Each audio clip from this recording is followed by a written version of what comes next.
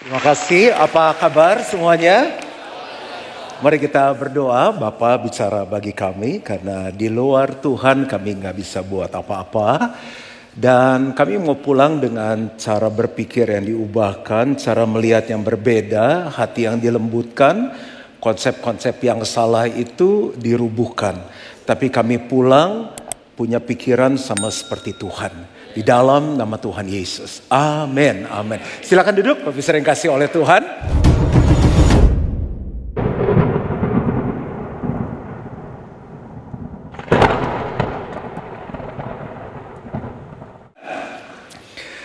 Tema kita tahun ini adalah Growing Deeper, bertumbuh lebih dalam. Dan di bulan ini kita mengambil tema tentang future. Bagi Bapak Ibu yang minggu lalu belum hadir karena belum kembali dari liburan, saya usul untuk dengarkan kembali YouTube-nya.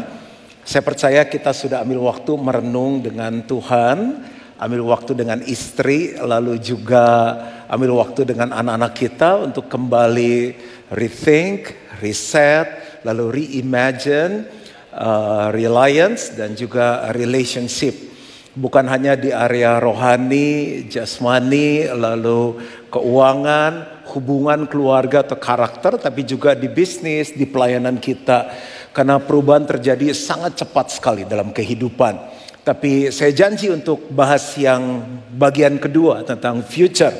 Saya nggak bisa bahas semua, tapi izinkan saya bahas future secara rohani. Kita ini kan anak dari Bapa di surga. Dan kita sebagian besar sudah punya anak-anak.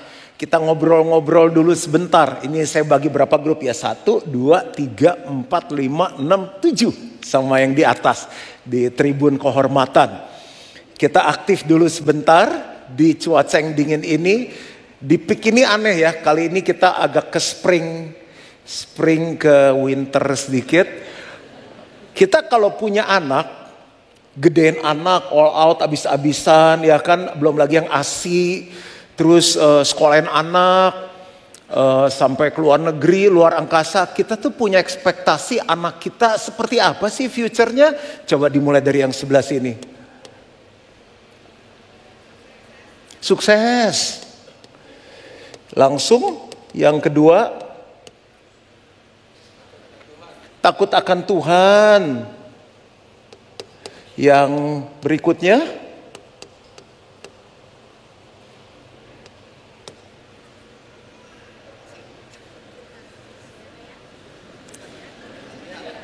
setia, bahagia.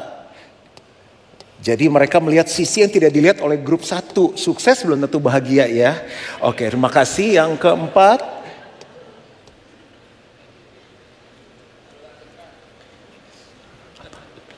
apa katanya?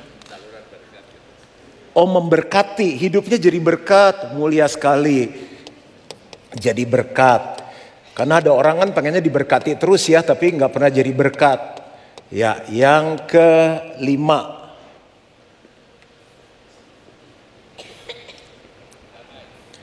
Damai. Oh. Bapak dari PBB kah? Oke, yang keenam.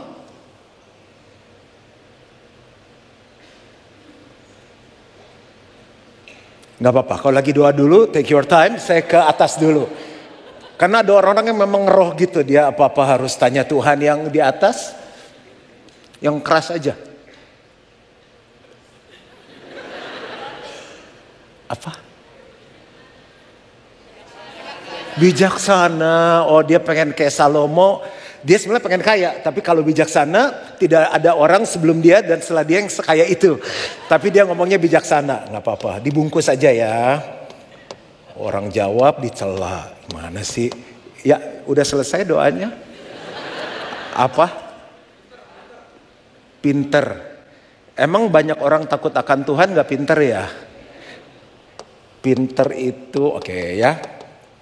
Nggak ada yang mau nambah nih. Sehat. Nggak mau rugi nih kebaktian yang ini. Sehat. Terus. Kuat. Terus.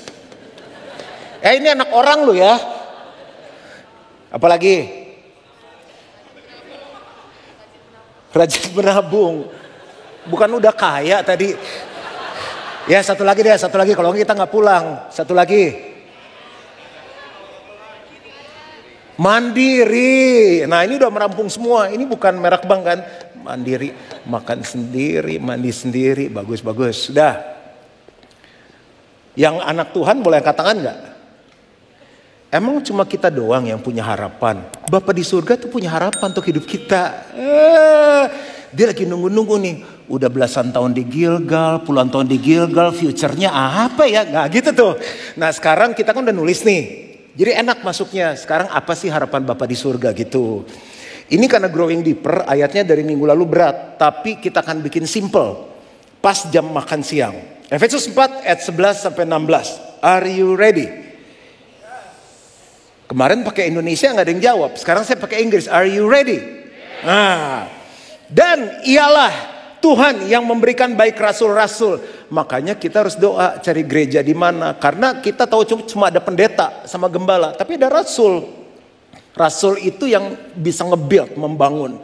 Makanya dari kecil anak kita harus diajak tuh dari anak, teens, lalu dari kids, teens, youth, uni. Nah mereka masuk kebaktian umum. Jadi tuh ada jalurnya. Yang ngebimbing juga tahu nih. Waktu di serah terima tuh jalurnya tahu. Begitu dia sekolah ke luar negeri. Kita juga mau kemana nih. Jadi jangan cari kampus dulu. Cari dulu ada gereja gak di kampus itu. Kita udah sayang-sayang udah nge-build dia. Pas pinter di sana ketemu pacar hilang. Gak ke gereja. Sampai ke sini tambah hilang lagi. Udah gak ketemu teman. Gak ketemu komunitas. Pinter sih semuanya. Tapi gak takut akan Tuhan. Jadi di build-nya tuh kalau bisa kita kompakkan satu tim. Nah itu satu gereja aja begitu. Gimana kalau pindah-pindah gereja. Minggu pertama di Gilgal, minggu kedua di Galgil. Nah coba tolong.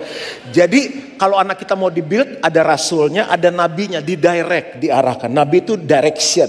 Lalu pemberita-pemberita Injil. Penginjil tuh menjangkau. Saya nggak bahas ini karena cukup berat materinya. Lalu ada gembala yang caring, ada yang perhatiin. Ada orang ke gereja dibiarin aja gitu aja. Makanya tadi pertanyaannya, sebetulnya pertanyaannya tadi waktu saya baca gini. Kamu lebih senang online atau onsite? Saya bilang boleh gak diganti kali ini? Karena kita growing deeper. Kamu udah di sell atau belum? Lebih berat tuh pertanyaannya, growing deeper. Jadi mungkin minggu depan family time-nya kamu masuk surga atau neraka. Ih, ngeri. Oke.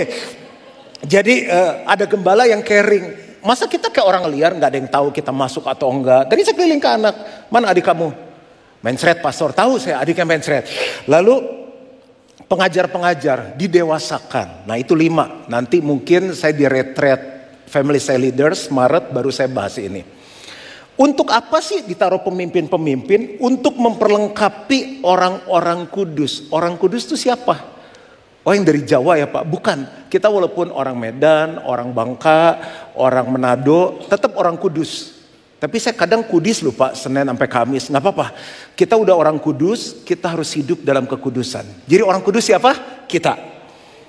Untuk memperlengkapi orang-orang kudus bagi pekerjaan pelayanan, bagi pembangunan tubuh Kristus. Sampai kita semua telah mencapai kesatuan iman dan pengetahuan yang benar tentang anak Allah. Kedewasaan penuh dan tingkat pertumbuhan yang sesuai dengan kepenuhan Kristus. Pelan-pelan dicerna aja. Sehingga kita bukan lagi anak-anak yang diombang-ambingkan oleh rupa-rupa angin pengajaran. Oleh permainan palsu manusia dalam kelicikan mereka yang menyesatkan. Tetapi dengan teguh berpegang kepada kebenaran di dalam kasih. Kita bertumbuh di dalam segala hal ke arah dia Kristus yang adalah kepala. Daripadanya lah seluruh tubuh yang rapi tersusun dan diikat menjadi satu oleh pelayanan semua bagiannya. Sesuai dengan kadar pekerjaan tiap-tiap anggota. Menerima pertumbuhannya dan membangun dirinya dalam kasih. Tapi di sini pusing gak dengerinnya? Pusing, saya juga yang baca pusing. Tapi jangan pusing lagi karena saya sudah sederhanakan. Jadi kita langsung masuk ke dagingnya. Tuhan mau kita sebagai anak-anaknya, sebagai gereja punya future dalam kerohanian yaitu kesatuan iman. Sebagai berikut. Tuhan mau kita jadi satu. Kenapa Indonesia dulu dijajah lama sekali oleh Belanda? Metodenya apa? Divide et impera. Nggak tahu anak sekarang diajarin nggak nih di sekolahannya. Dipecah belah. Begitu keluarga dipecah belah, hancur semuanya. Berkat dicuri, anak-anak hancur. Gampang banget iblis. Dia datang untuk mencuri, membunuh dan membinasakan. Nah, kesatuan iman. Coba bilang sama-sama kesatuan iman. Iman ada di mana? Di hati. Kalau kita sehati, Tuhan bilang 2-3 orang sepakat sehati minta sesuatu, Tuhan memberikan. Kalau kita sehati, Tuhan perintahkan pengurapan, berkat kehidupan untuk selama-lamanya. Kita nggak perlu kejar apa yang bisa datang sendiri dalam hidup kita. Tapi kuncinya apa? Harus satu iman. Kalau satu iman, satu hati. Makanya yang belum menikah, satu iman. Satu iman aja nggak gampang sehati, gimana beda iman? Tuh lihat, yang kursi depan itu, yang jabatan-jabatan itu bilang tul. Udah bukan amin lagi, tul. Yang seiman aja bisa berdarah-darah, apalagi nggak seiman. Dengerin. Tapi nggak ada lagi yang ganteng Pak, di pick cuma dia, makan tuh ganteng. Harus satu iman.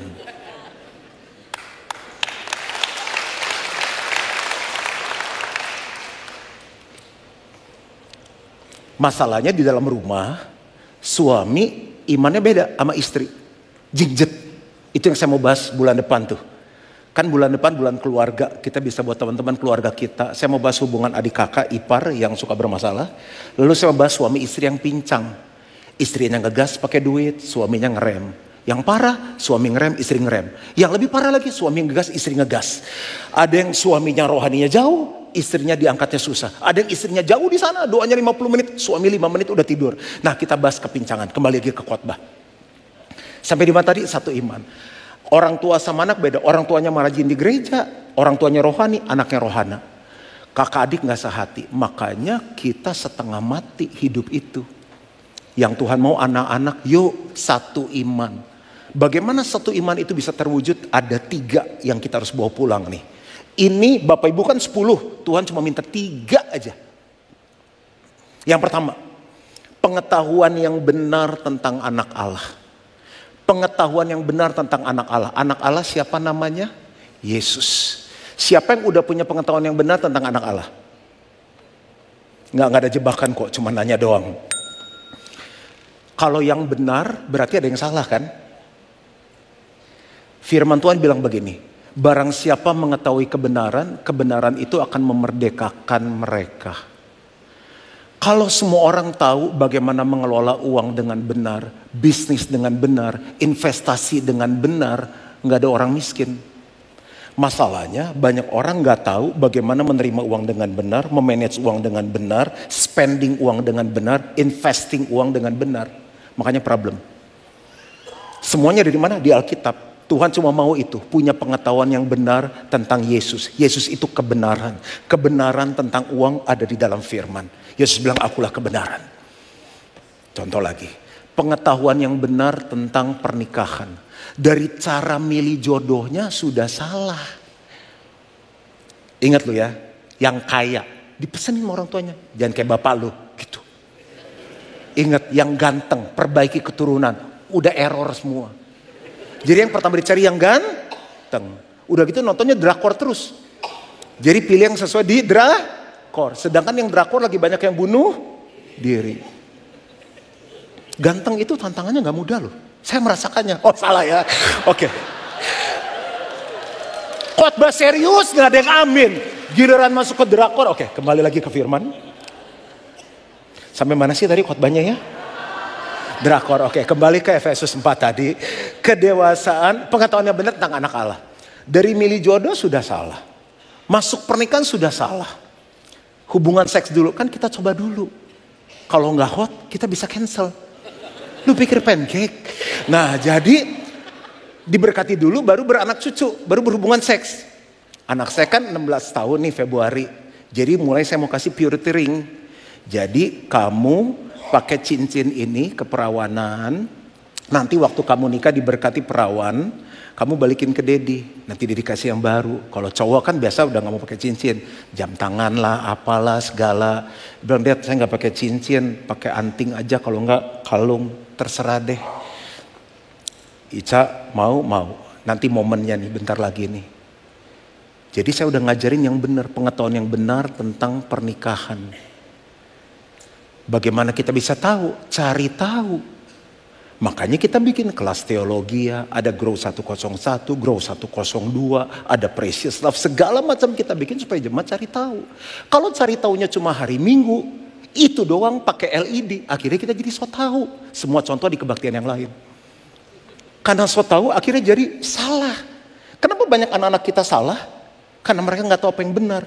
Dan orang tua bilang, aduh salah ya. Mesti kita ngomong dari dulu, jangan seiman. Lu sih nggak ngomong. Lu kan gak suruh dia pranikah. Saling menyalahkan. Tuh kan serius lagi. Pengetahuan yang benar tentang anak Allah. Kenapa nggak tahu? Karena nggak cari tahu. Karena nggak dikasih tahu. Di Gilgal dikasih tahu. Cuma banyak orang nggak cari tahu. Akhirnya jadi so tahu. Penting 3 kata itu. Sudah dikasih tahu, tapi nggak mau tahu. Dan tidak cari tahu. Akhirnya jadi so tahu. Pengetahuan yang benar tentang anak Allah. Contoh lain. Anak Allah Yesus kan. Yesus itu penuh kebenaran dan kasih karunia. Yohanes 1. Aku nggak ngarang. Baca Yohanes 1 semuanya. Banyak orang gak mau sungguh-sungguh, gak mau dewasa. Karena taunya cuma kebenaran. Oh ikut Tuhan gak mau sungguh-sungguh. Gak boleh ini, gak boleh itu, gak gini. Wah keras, susah. Di gereja aja tegang, tenang gak boleh. Yesus marah. Yesus itu lucu lagi, anak-anak aja mau sama dia. Yang galak siapa? Murid-muridnya. Jangan. Yesus bilang, biarin anak-anak itu datang kepadaku. Karena mereka yang punya kerajaan Allah. Anak-anak aja suka sama Yesus. Kalau anak-anak gak suka sama gereja, gereja itu terlalu strict dengan kebenaran, gak ada kasih karunia. Tidak lulus ini, tidak bisa. Lebih gampang masuk surga daripada masuk Gilgal.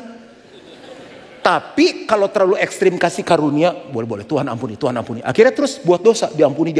Akhirnya belum sempat bertobat, mati. Kasih karunia harus ada, tapi harus ada kebenaran. Karena dia penuh kasih, tapi dia api yang menghanguskan. Itu pengetahuan yang benar tentang anak Allah. Contoh lagi. Pokoknya kalau nggak amin, contoh terus sampai jam 4 sore. Pengetahuan yang benar tentang anak Allah. Siapa yang suka nggak mau ikut Tuhan, kenapa?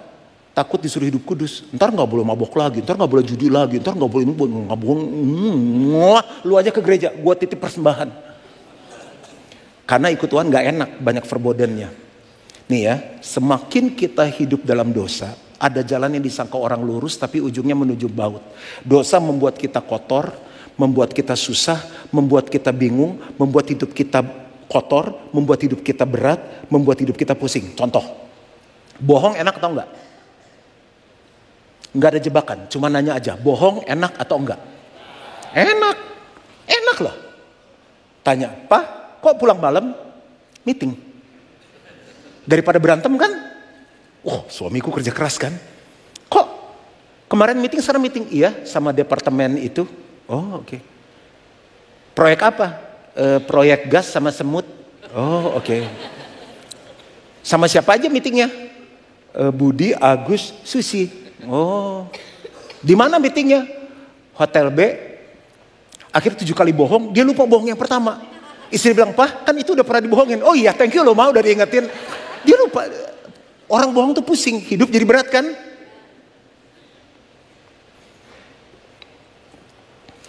Sebetulnya waktu kita hidup kudus, kudus tuh artinya suci, bersih. Ibu-ibu, bapak-bapak lebih seneng tidur di spray putih yang bersih, baru dicuci, atau spray yang sudah tidak dicuci selama 1 tahun. Licin banget Pak, enak, bisa gelotok, licin sekali. Ada banyak dakinya, lebih senang yang mana? Itu hidup yang bersih. Kudus itu pure, murni. Siapa yang di sini suka minum orange juice? Bagus nggak Inggris aku? Orange juice. Orange juice lebih enak yang di dus, di box yang pakai gula, yang pakai pengawet, yang ada expiry date-nya 2026, atau yang langsung dari buah langsung. Lebih enak yang mana? Yang fresh. Lebih mahal yang mana? Fresh. Lebih sehat yang mana? Karena tanpa pengawet. Kalau hidupmu kudus, kamu lebih fresh, lebih mahal.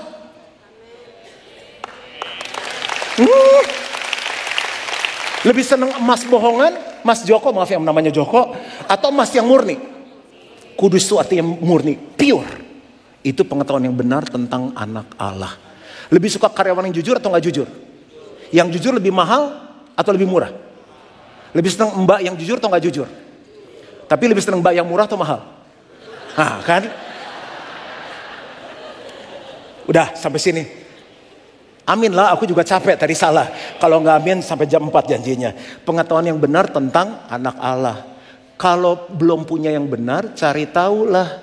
Baca firman. Dan di gereja ini dikasih tahu, dibikinin seminar. Ada sekolah, ada kelas teologi, ada kelas pernikahan. Yang kedua, kedewasaan penuh. Suaminya dewasa, istrinya gak dewasa. Kedewasaan ini ada 3 ya. Ingat kalau kata dewasa. Karena Tuhan mau jemput mempelai yang dewasa. Yang satu bicara mengenai tanggung jawab. Yang single mau gak dapat suami, calon suami setelah menunggu, ganteng, tinggi, putih, rambut lebat, tidak ada tanda-tanda penuaan dini atau kebotakan. Pinter, kaya, mobilnya kebuka sendiri pintunya. Tapi gak dewasa. Mau gak? Gak mau. Pria-pria yang lagi nunggu wanita calon istri. Cantik, seksi, wangi, tinggi, lembut. Apa sayang? Gak kedengeran? Enggak, kamu tadi ngomong apa? Lembut sekali. Tapi gak dewasa. Capeklah kita. Jadi kita babysitter. Yesus itu mempelai pria akan menjemput kita mempelai wanita suatu saat. Dan dia mau jemput mempelai wanita yang dewasa. Makanya Bapak bilang waktunya akan tiba. Kamu harus dewasa. Orang tua kalau marah sama anak gini. Kamu tuh sebentar lagi kan mau kuliah. Dewasa dong. Piring ditaruh ke dapur. Itu sepatu dibenerin. Itu pakai baju yang bener. Itu kan dewasa dong. Dewasa dong.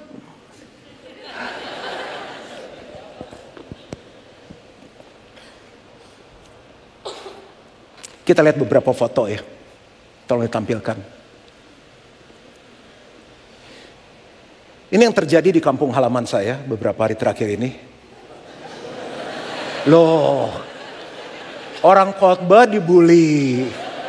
Kenapa sih nggak bisa orang seneng sedikit? Ini masuk YouTube loh. Silakan ditayangkan lagi beberapa gambar. Ya.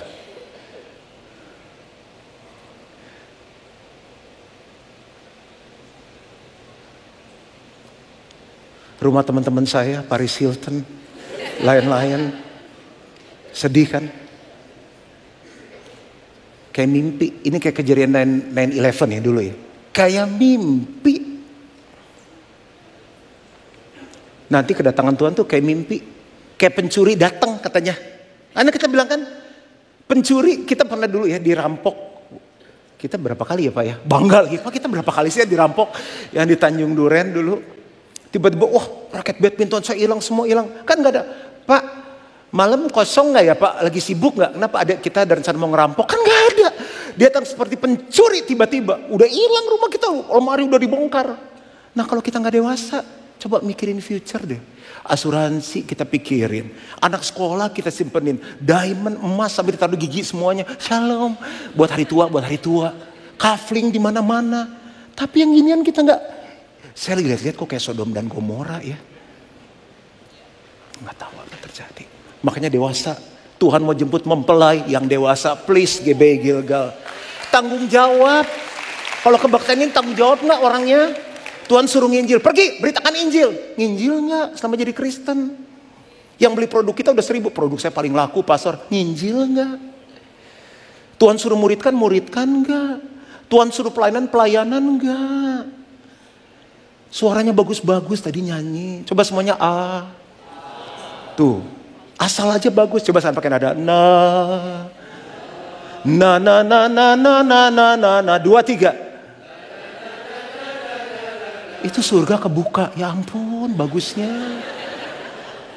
Itu baru nada dasar loh. Saya sih konsumsi pribadi kamar mandi. Itu melalaikan tanggung jawab. Sebentar lagi gereja mau jadi 2. Dibutuhkan singer-singer. Segera daftar. Sebelum Tuhan datang kembali. Yang tepuk tangan yang benar. Pengetahuan yang benar tentang anak Allah dimulai dari tepuk tangan. Nah. Itu kan tadi kayak agak marah begitu. Udah cepetan dah. Biar dia cepetan selesai khotbahnya. Yang kedua respon. Orang dewasa kelihatan dari respon. Masalah tuh terjadi. Nggak mungkin hidup nggak ada masalah. Bapak baru beli mobil baru. Istri udah beliin mobil. Anak dibeliin mobil. Bapak beli mobil bagus. Satu saat mobil istri diservis. Istri bawa mobil bapak. Nyerempet naik ke trotoar. Bempernya penyok. Velgnya baret. Gimana Pak coba? Sebagai orang yang dewasa.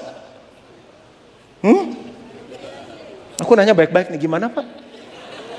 Sebagai jemaat Gilgal orang dewasa, gimana Bu?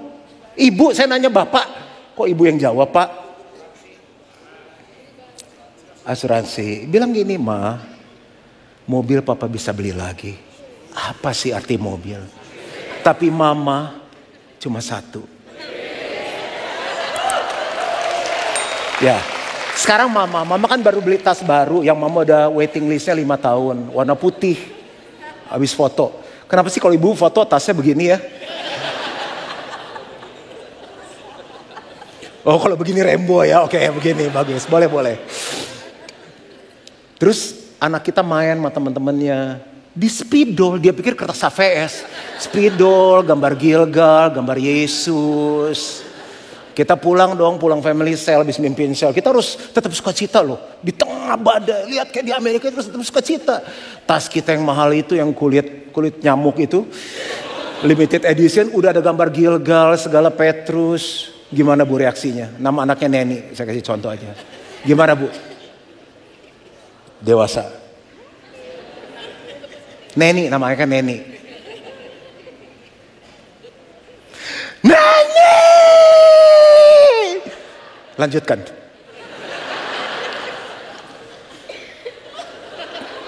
Air mata udah darah. Mama cicil 5 tahun THR dari Papa. Cicilan belum selesai 12 kali lagi 0% Neni. Kita harus dewasa.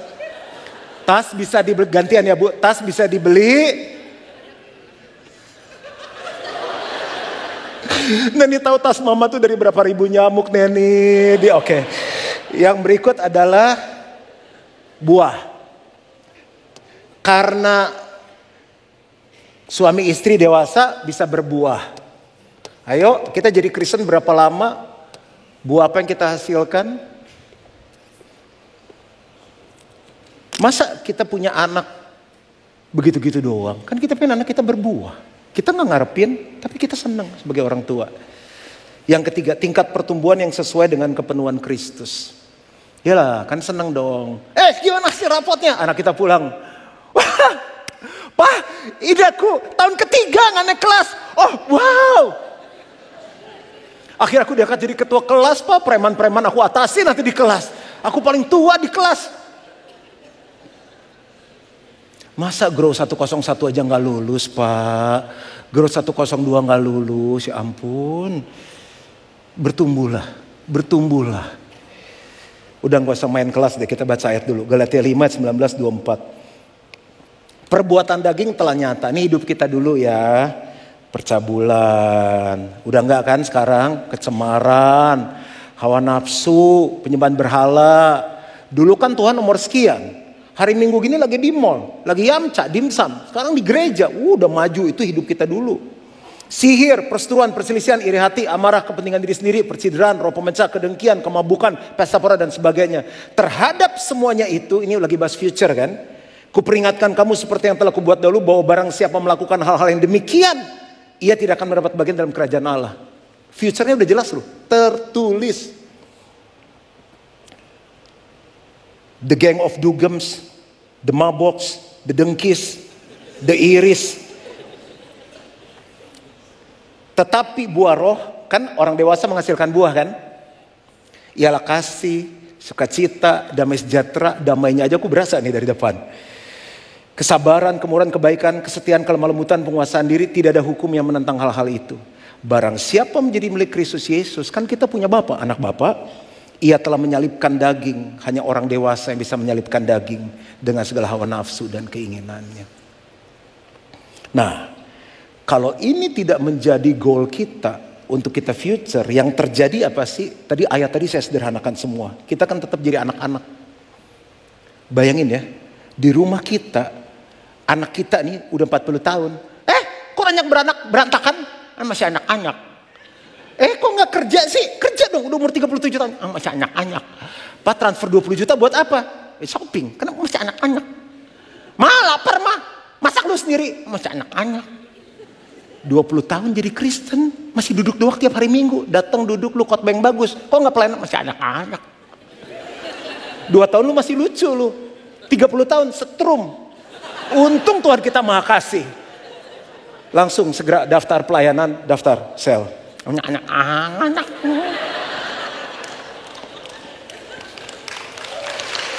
Ngomongin pendeta, ngomongin ayat jago loh.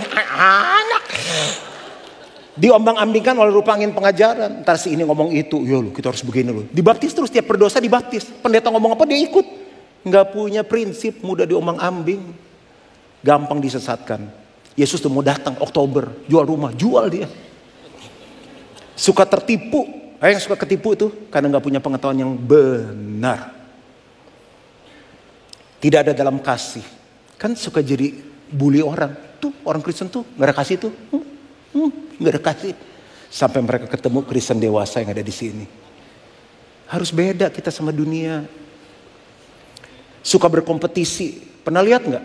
Sesama sel kompetisi sama gereja. Oh dia bisa gitu, kita gitu. Oh kelompok sel dia naik gunung. Kita om selnya udah 60 tahun karaoke aja.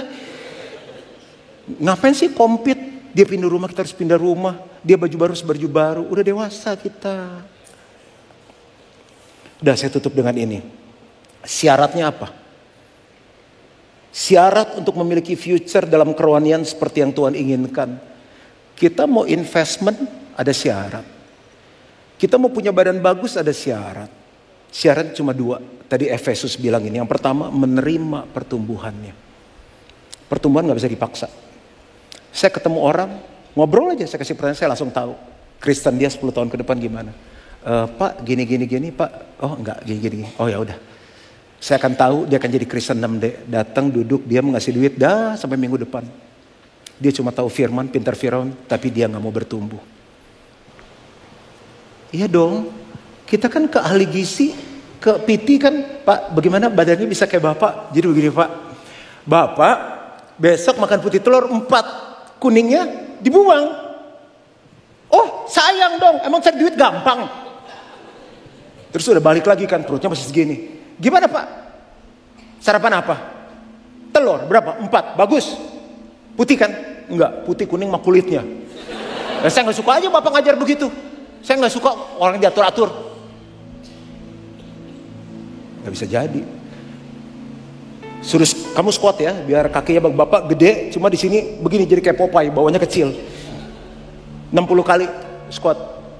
Bagi 2 boleh nggak coach? 30-30. Ya nggak bisa dong. Harus menerima. Kalau orang mau dimurtiin saya tanya, saya bilang syarat saya gini ya, kamu mau nggak? Nggak mau ya udah. Makanya kan waktu Yesus panggil murid-muridnya, Petrus lagi sibuk kan, Petrus sini ikut aku, kamu akan kujadikan penjala manusia. Lalu Petrus segera, Simon saat itu meninggalkan jalannya dan dia segera mengikut Tuhan. Jadi dia sekali ngomong kita tahu ini orang mau maju atau tidak. Makanya firman Tuhan bilang yang terdahulu jadi terkemudian, yang terkemudian jadi terdahulu. Kita mikirin asuransi, kita mikirin masa depan anak, kita mikirin deposito, kita mikirin macam-macam. Kita gak mikirin future kita secara rohani. Kita mau terima gak pertumbuhan? Tuhan gak pernah maksa. Dia berdiri di muka pintu dan mengetok. Barang siapa membukakan pintu, dia akan masuk mendapatkannya. Bapak Ibu tahu apa yang saya baca di blog-blog di media sosial? Gak semua asuransi mau ganti rumah yang 6 juta dolar, 12 juta dolar. Mereka bilang ini force major. Habis semuanya. Bapak Ibu mau cari uang terus? Tuhan tiup sekali, habis Malibu. Saya gak mensyukuri, saya nangis. Saya bolak-balik LA kok. Amerika rute saya setahun 2-3 kali. Itu rute saya lewatin kalau ke West. Sekarang tinggal abu rata. Asuransi gak ganti. Kita kumpulin yang Tuhan bilang ngengat dan karat memakannya. Tapi kita gak siapin future yang kekal. Yang kedua syaratnya, membangun dirinya dalam kasih. Tuhan mau tiup cepat. Membangun dirinya dalam kasih. PT cuma 1 jam. Tahan Pak perutnya. Saya suka lupa. Lagi Pak, turun lagi Pak. Turun lagi Pak. Udah gak kuat Pak. Turun. Pak, ini mas saya. Di rumah latihan ya Pak ya. Tiap hari plank. 1 menit 3 set. Isi saya mencari sekolah dia, pantatnya naikkan dia, pantat kenaikan dia, turunin lagi dia. Oke, saya kuat plank. Kalau saya nggak latihan squat, mana saya kuat khotbah sehari berapa kali. Saya bangun diri saya. Masalahnya kita Senin sampai Sabtu nggak ngapa-ngapain, nggak saat teduh, nggak baca Alkitab. Bangun dirimu dalam kasih. Jangan karena takut hukuman, karena takut susah, takut miskin, takut gak bahagia. Itu motivasi why we do what we do. Kalau kita lakukan karena kasih, semuanya indah. Dah selesai. Tuhan memberkati tahun 2025 ini. Ini firman yang Tuhan taruh di hati saya untuk disampaikan pada jemaat Gilgal. Apakah kalian sebagai satu keluarga sehati enggak? Jangan kejar apa yang bisa datang sendiri dalam hidupmu. Suami istri gak sehati, kenapa? Karena gak satu iman. Kejar ini yang pertama, pengetahuan yang benar tentang anak Allah. Caranya gimana? Cari tahu, dimuridkan, masuk dalam sel. Kita punya mentor-mentor yang menyediakan waktu. Saya nggak pernah tolak kalau orang mau belajar. Tim kita banyak sekali, hampir 100% volunteers. Kedewasaan penuh. Ciri orang dewasa tuh tanggung jawab, respons, berbuah. Kita boleh lama di gereja, belum tentu dewasa. Lalu tingkat pertumbuhan yang sesuai dengan kepenuhan Kristus. Syaratnya dua, menerima pertumbuhannya. Kalau nggak mau bertumbuh, Tuhan pun nggak bisa paksa. Lalu secara disiplin membangun dirinya dalam kasih. Berapa banyak yang dengar firman ini bilang, Tuhan, aku rasa 2025 ini saatnya aku bangun rohaniku. I should have a future in my spiritual life. Kalau itu engkau orangnya, taruh tangan kananmu di dadamu dan saya mau berdoa. Aku berdoa, meteraikan keputusan ini dengan darahmu. Pertemukan dengan mentor yang tepat, family cell leader yang tepat. Tidak ada satupun yang saat Tuhan jemput dalam keadaan yang masih anak-anak. Aku minta ini di dalam nama Yesus. Dan semua yang percaya sama-sama katakan amin. Amin. Kalau saya terlalu cepat, saya minta maaf, dengerin lagi di YouTube. Ini menolong pertumbuhan iman saudara, dan buku saya itu bisa dibaca berulang-ulang. Pelan-pelan dicerna, karena saya meninggalkan legacy. Tiap tahun saya akan tulis buku, sehingga semua orang bisa bertumbuh dalam Kristen dengan sangat mudah. Ini bagaimana kita jadi penyembah yang benar, akan menolong saudara dekat sama Tuhan. Ada yang mau buku ini? Saya kasih free. Ya. Ini bagaimana menyelesaikan masalah dengan benar. Jadi jangan pakai cara nggak benar. Ini bagaimana sukses yang benar dan selesaikan sukses dengan benar. Kejar sukses dengan benar. Kamu minggu kemarin udah dapat ini. Saya kasih yang lain, ya.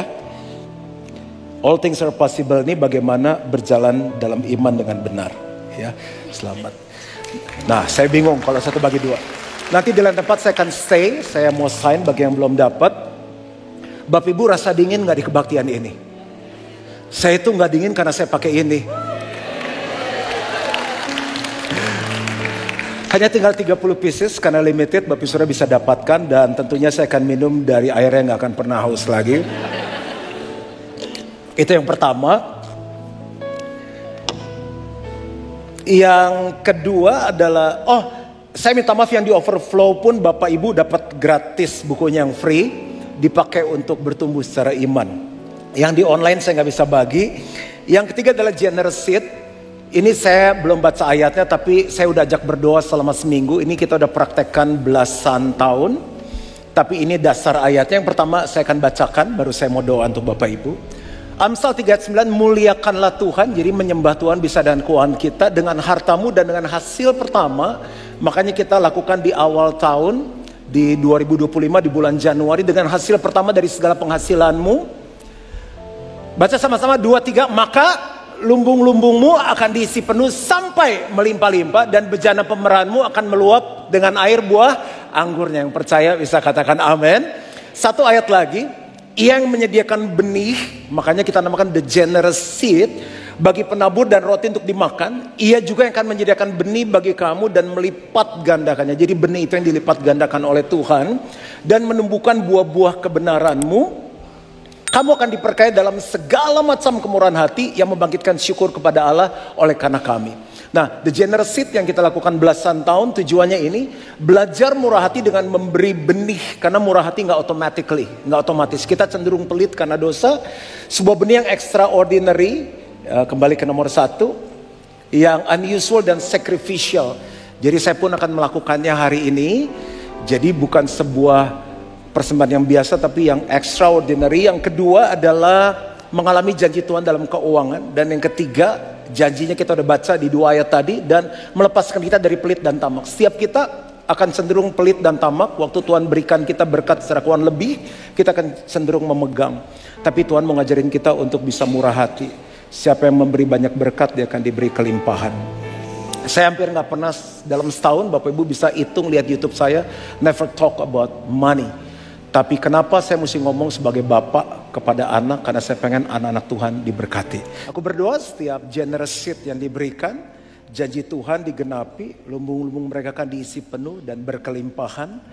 Dan mereka akan mengalami janji Tuhan digenapi. Terimalah berkat dari Allah Bapa, kasih karunia dari Tuhan Yesus Kristus, pertolongan, persekutuan yang manis dan pimpinan Roh Kudus menyertai kita mulai hari ini sampai Yesus jemput kita kembali. Dan semua yang percaya sama-sama katakan amin.